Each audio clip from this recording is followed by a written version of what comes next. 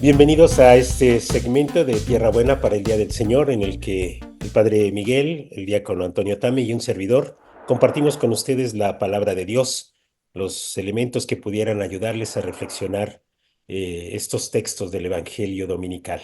Estamos en el segundo domingo de Pascua, el domingo de la Misericordia, y compartiremos con ustedes el Evangelio según San Juan.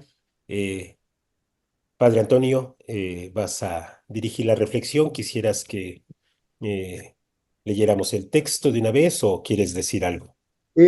Si nos haces favor, padre Jaime, vamos directo al texto, por favor. Sí, claro. Bien.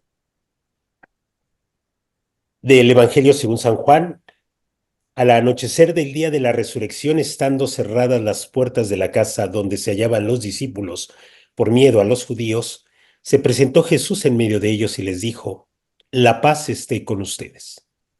Dicho esto, les mostró las manos y el costado. Cuando los discípulos vieron al Señor, se llenaron de alegría. De nuevo les dijo Jesús: La paz esté con ustedes. Como el Padre me ha enviado, así también los envío yo. Después de decir esto, sopló sobre ellos y les dijo: Reciban al Espíritu Santo. A los que les perdonen los pecados les quedarán perdonados, y a los que no se los perdonen les quedarán sin perdonar.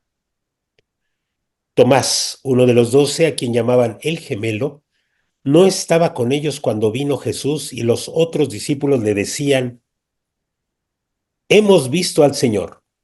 Pero él les contestó: Si no veo en sus manos la señal de los clavos, y si no meto mi dedo en los agujeros de los clavos, y no meto mi mano en su costado, no creeré.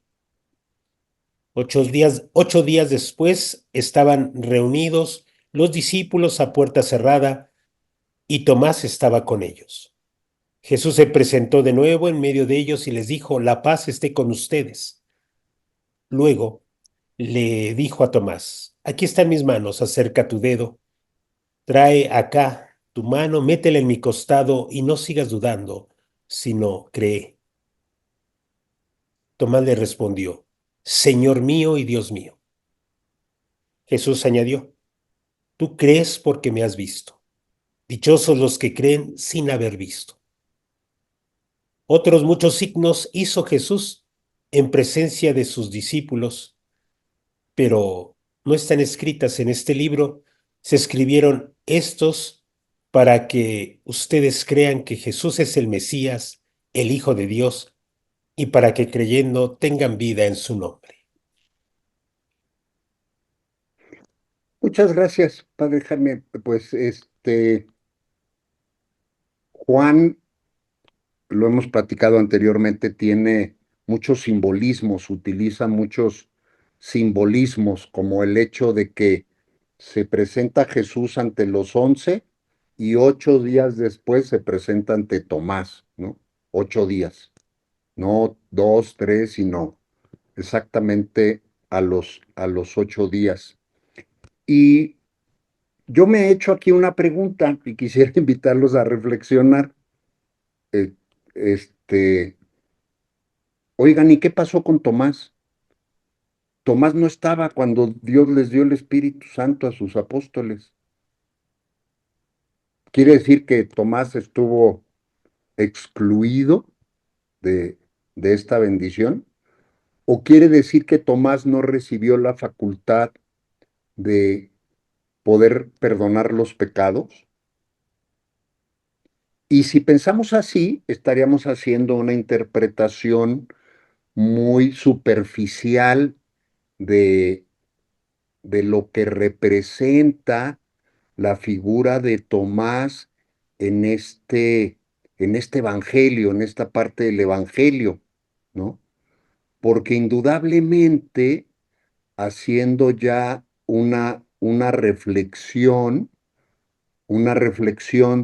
de qué representa Tomás en este evangelio, pues Tomás está representando a toda esa comunidad que sin haber visto han creído, ¿no? Y por supuestamente Tomás, no se preocupen, supuestamente Tomás y seguramente Tomás recibió el Espíritu Santo de Jesús y fue uno de los apóstoles más, podríamos decir, que llegaron a más lugares. En la India se le venera muchísimo. Entonces, yo nada más quise anotar este dato, por si alguno se está preguntando, oye, qué pasa aquí? Pero fíjense cómo Jesús entra a donde están ellos, les da la paz y les enseña las llagas de las manos y del costado. Uno podría imaginarse decir, oye, pero Jesús, ¿qué necesidad tenía de, de mostrarles las llagas, ¿no? Y es que Jesús está mostrando que su sacrificio, pues sigue estando presente, ¿no? Él sigue siendo el que padeció y murió por nosotros, y aunque ya se aparece glorificado, resucitado, sigue con estas marcas, ¿no? Y fíjense cómo Jesús infunde el Espíritu en sus apóstoles y les da la facultad de el sacramento de la misericordia, ¿no? Porque eso significa el sacramento de la reconciliación, es el sacramento de la misericordia.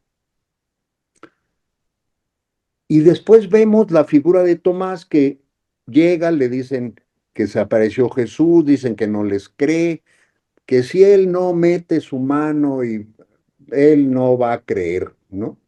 Así como retando a Jesús. Y yo quisiera, aprovechando, digo, y claro que elevamos nuestra oración a Dios nuestro Padre por el Papa Francisco, que seguramente ya está con él. El Papa Francisco, cuando tuvo oportunidad de comentar este evangelio, remarcó cuatro grandes ideas que yo quisiera retomarlas, si me permiten, para bordar mi reflexión basado en estas líneas que proponía el Papa Francisco. Y él, como es el Papa Francisco, de muy pastor, dice que Jesús demuestra una paciencia muy grande con Tomás, ¿no? La paciencia de Dios. Cuando Dios te invita, me invita a mí, te invita a ti, invita a todos a que creamos en Él, nos tiene paciencia. Va a haber algunos que respondan mucho más rápido y va a haber otros que nos tardemos un poco más en responderle, que seamos incrédulos, que las cosas que nos suceden en nuestra vida nos lleven a decir, no, yo no creo en Jesús, no, esto que me dicen no es verdad, no, esto que está sucediendo demuestra que no es cierto, ¿no? Y a pesar de eso, Jesús nos tiene paciencia. Tanta paciencia que a los 8 días que se presenta, no regaña a Tomás, ¿no? Le dice, tú dijiste que si no metías tu dedo no creerías, ven y mételo. Fíjense cómo Cristo demuestra que incluso llega a eso, diríamos, a ese momento que pudiera parecer medio extraño, de que está cumpliendo el capricho de Tomás. Lo está invitando con lo que Tomás necesita para creer. Y es que así funciona Jesús y funciona Jesús con nosotros, ¿no?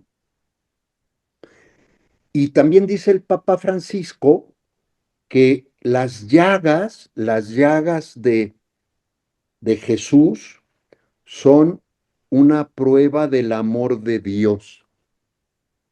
Esto me hace muy bonito, ¿no? Porque dice el Papa Francisco que estas llagas permanecen en el cuerpo resucitado de Cristo como un signo permanente de su amor por nosotros. Porque por amor padeció y murió.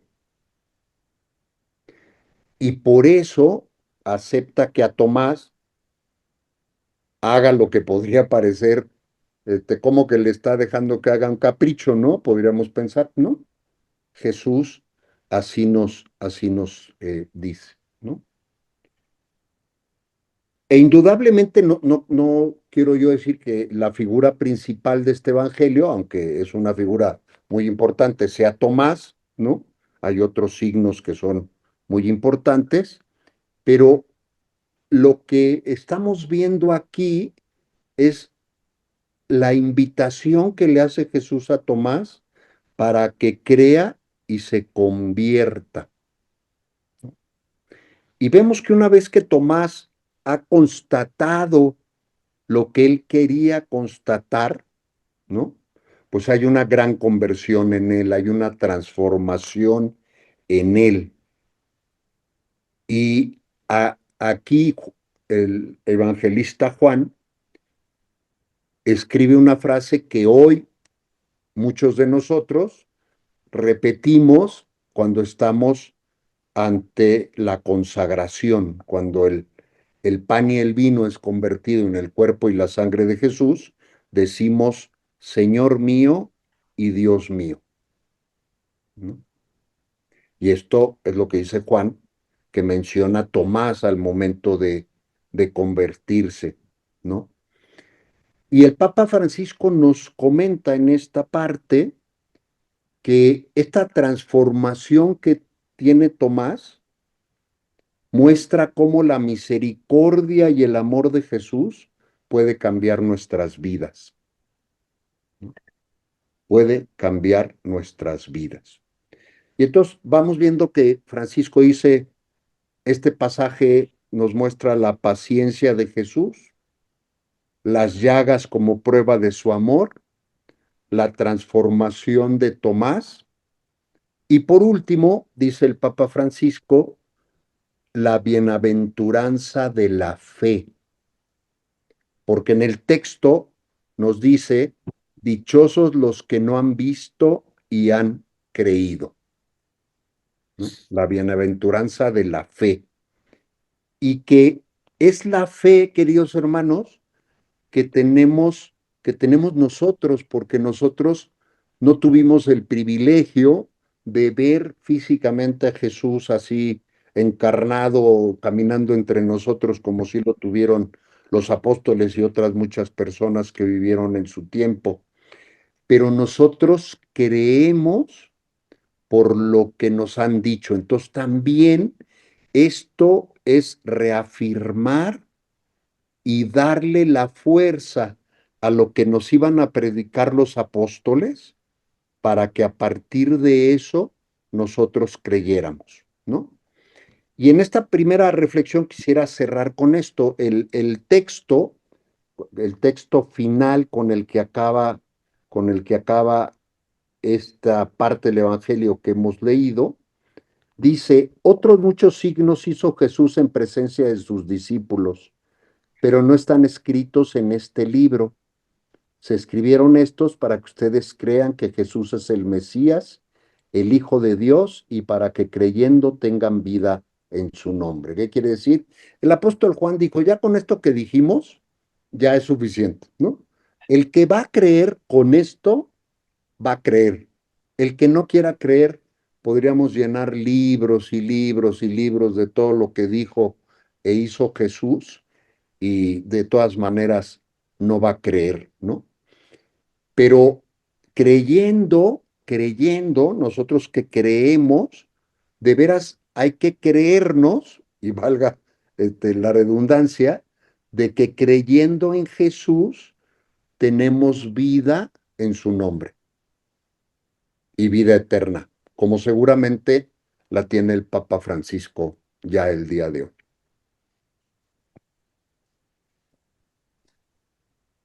Gracias, Padre Diácono, por abordar este Evangelio desde estas meditaciones, desde estos puntos que el Papa Francisco nos dejó. Muchas gracias. Padre Miguel, Sí, yo quisiera repetir lo que año tras año digo y me parece que es necesario afirmarlo y repetirlo, ¿no? Para que quede más claro. A mí me parece que la orden de ir a perdonar los pecados del mundo, sí, sacramentalmente la tenemos los ordenados, los ministros ordenados, pero la orden es para toda la comunidad.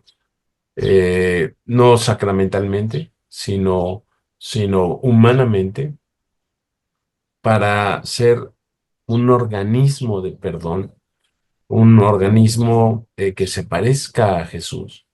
Jesús es todo perdón, todo misericordia, y entonces los seguidores de él, sean presbíteros o monjitas o diáconos o obispos o el papa, pero también los laicos, los sacristanes, la secretaria de la parroquia, los grupos, tenemos que también tener esta vocación de la misericordia, ¿no? A quienes les perdonen los pecados les quedarán perdonados, y a los que no se los perdonen les quedarán sin perdonar. Es decir, Dios se manifiesta en su misericordia a través de nosotros. Y esto es lo que nosotros tenemos que tener muy, muy claro. Eh, a mí me encanta este encadenamiento, vamos a decirlo así. La paz esté con ustedes, ¿no? La paz que no es la paz que da el mundo, no es ausencia de guerra, sino la paz de la justicia, la paz de la misericordia, la paz de la fraternidad, la paz que es símbolo y realización del resucitado. Y nosotros en la Pascua tenemos que derrochar paz, fraternidad.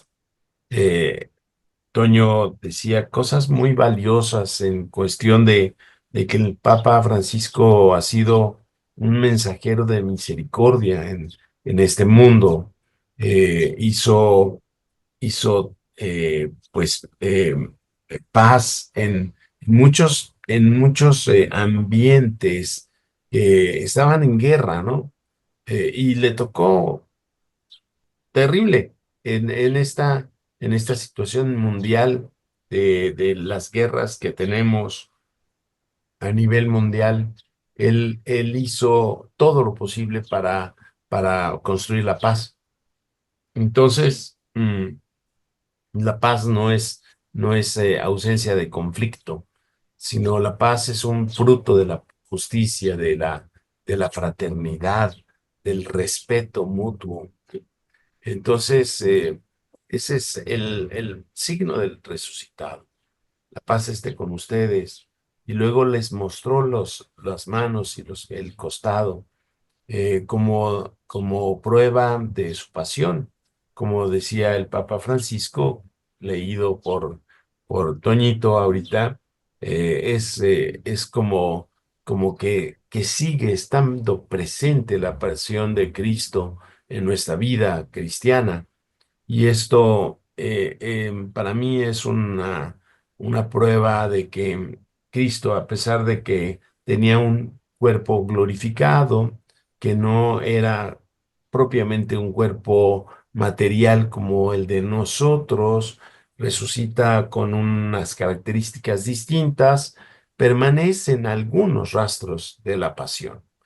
No, no, no todos, porque quedó hecho una piltrafa, quedó hecho un trapo ensangrentado, ¿no? Quedó como una persona torturada hasta, hasta, hasta que que no quedó un centímetro cuadrado de carne sin ensangrentado, ¿no?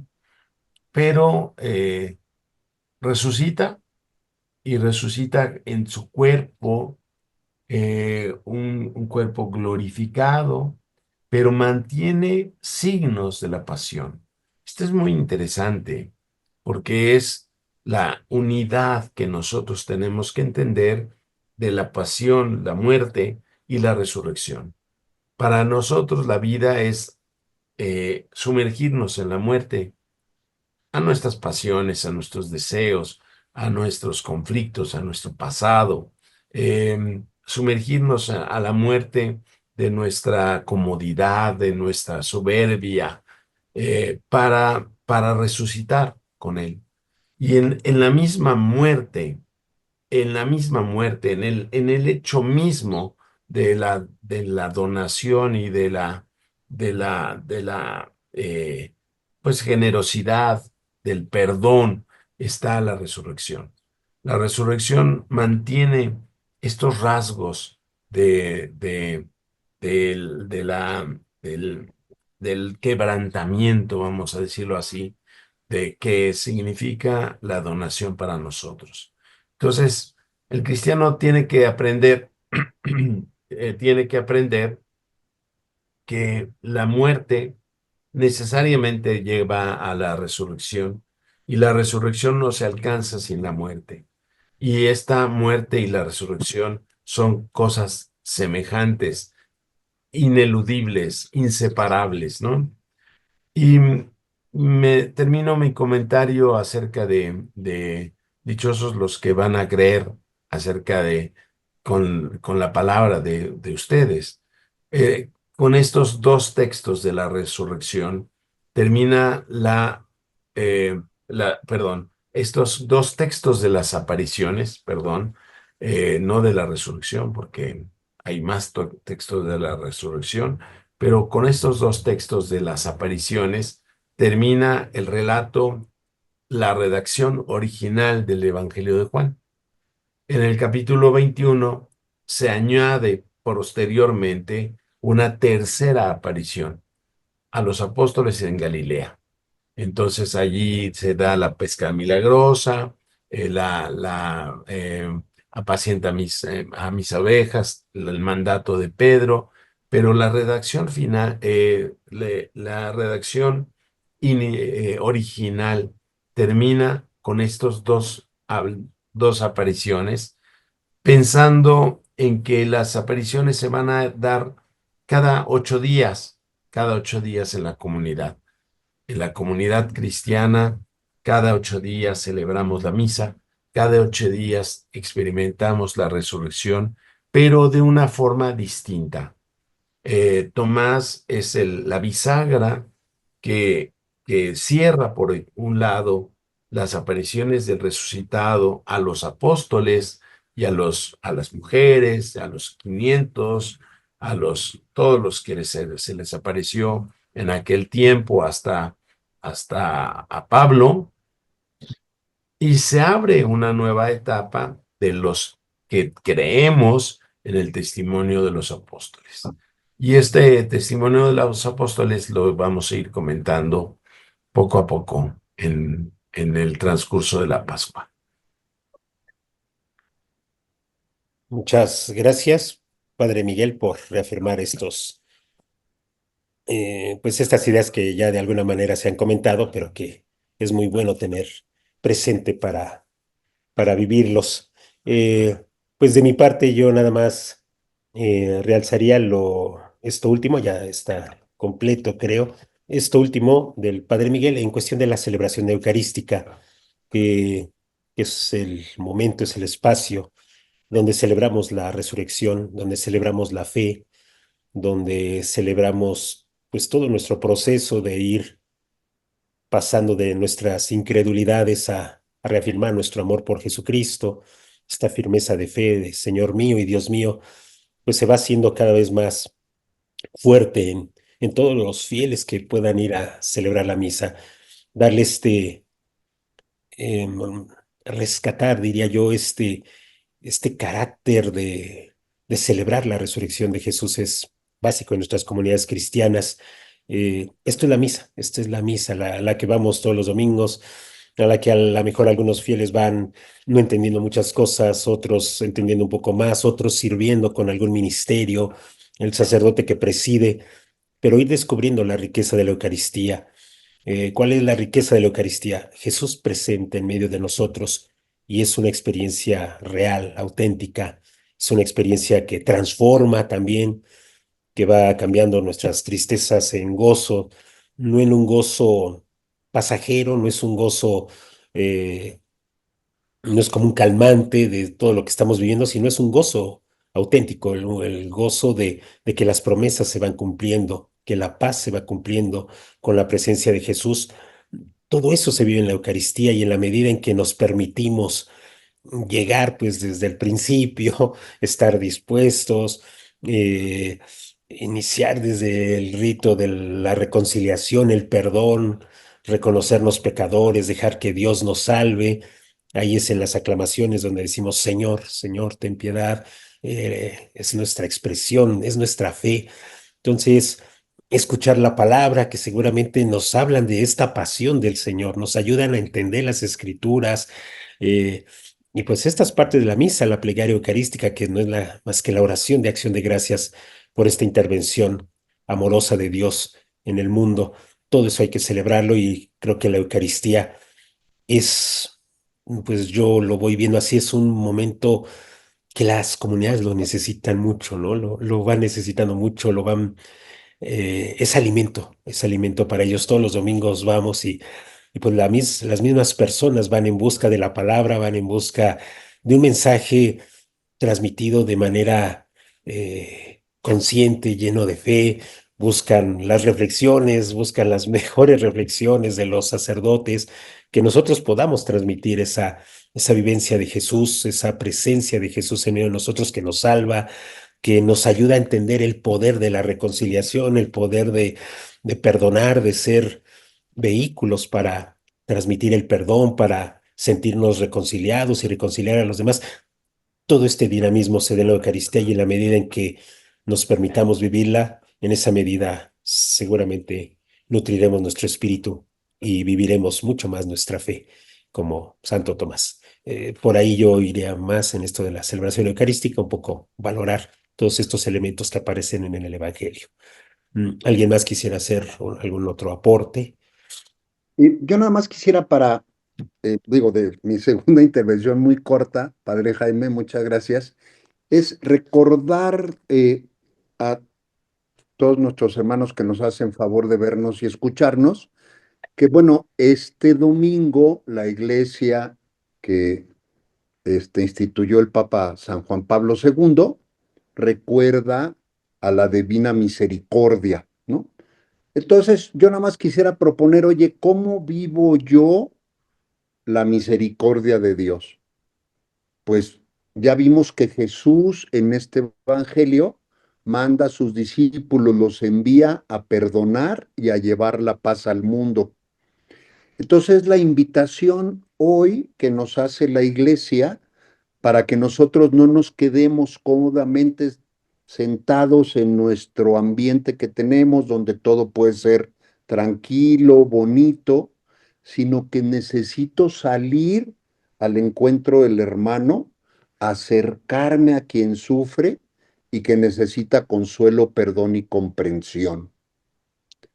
Y también esta misericordia la puedo practicar perdonando de corazón para la misericordia que yo he recibido de Jesucristo, la comparta. ¿Con quién? Con los demás. Y también estamos llamados, queridos hermanos, a ser constructores de paz. Y ya lo comentaba muy bien el padre Miguel, ¿no? Es esa paz que nace de la paz que nos da Jesús y que tenemos nosotros, que la hemos recibido de Él, hacerla presente en el mundo de hoy y compartirla. Aquí yo dejaría este comentario. Gracias, Padre Diácono.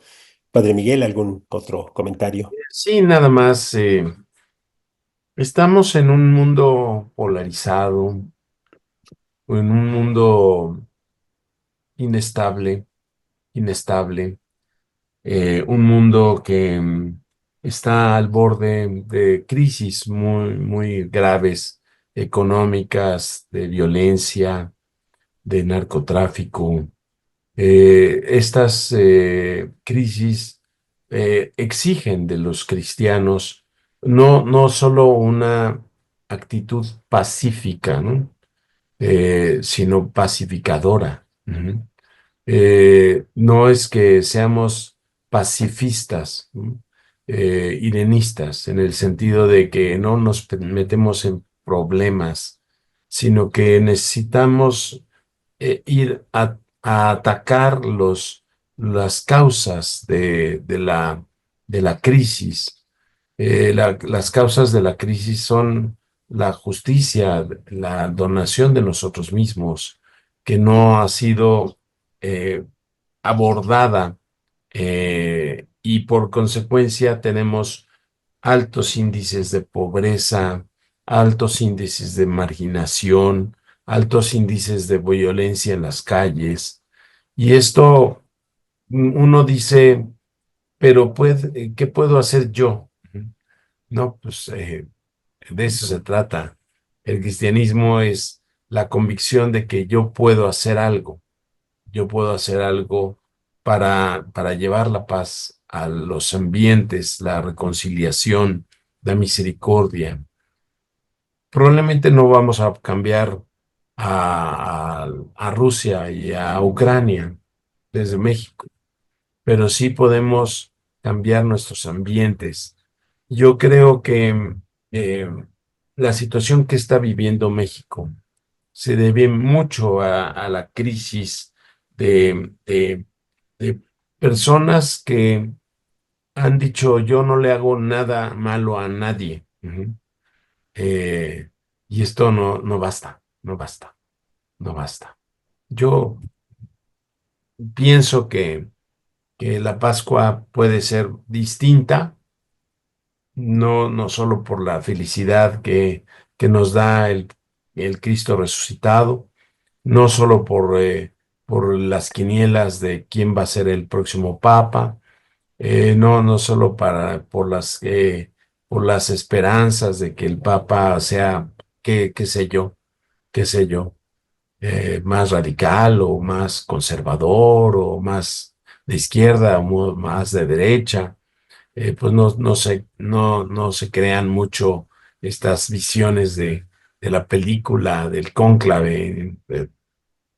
La, la, la construcción de la paz es de todos, todos nosotros. Yo sí le dejaría. Gracias, Padre Miguel.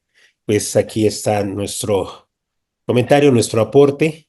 Les agradecemos a todos que nos brinden su atención, nos brinden sus comentarios y si así les parece, también nos brinden un like en este segmento. Y bueno, les dejamos aquí estos comentarios. Gracias. Gracias. Hasta pronto.